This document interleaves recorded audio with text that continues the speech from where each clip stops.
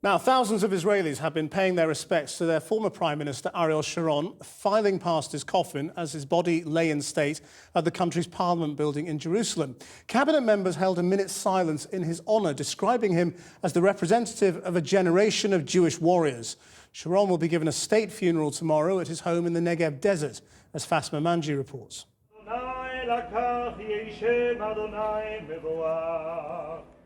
A military convoy for a man who would be remembered in both war and politics as the bulldozer. Ariel Sharon spent his final years incapacitated. But his was a life intertwined with the history of Israel itself. And so this is a country in mourning. Sharon will lie in state outside the Knesset until the funeral tomorrow. Former Prime Minister Ehud Olmert was among those paying their respects today. He's a man who is from the generation of the founders of the state, and it's a generation that's almost gone now. You know, I feel like we all feel that Ariel Sharon was kind of like our father, and it almost feels like there is no replacement for that. We do remember Lebanon war, we do remember Sabra and Shatila, we do remember things that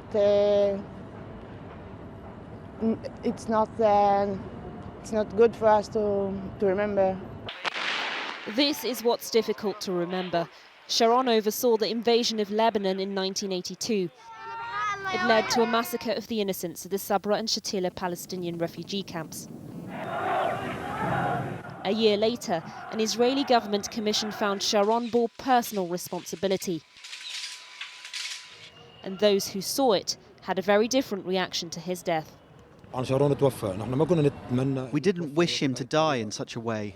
My parents died in the massacre.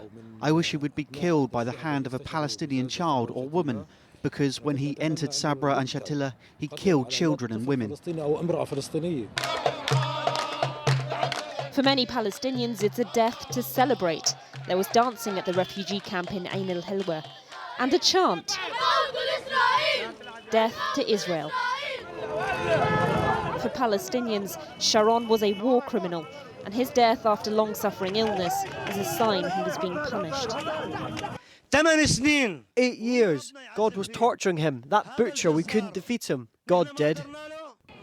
Orthodox Jews at the Wailing Wall in Jerusalem were also invoking God, praying for the ascent of Sharon's soul. At Israel's cabinet meeting, there was a moment of silence and tribute from Prime Minister Netanyahu. I believe his memory as one of the most outstanding leaders and daring commanders will remain in the hearts of the Israeli people for eternity. Tonight, Israelis continue to mourn as Sharon lies in state. Tomorrow, he will receive a full state funeral. He'll be buried next to his wife at his family farm. It is but a few miles away from a place where he began withdrawal, but remains occupied, Gaza.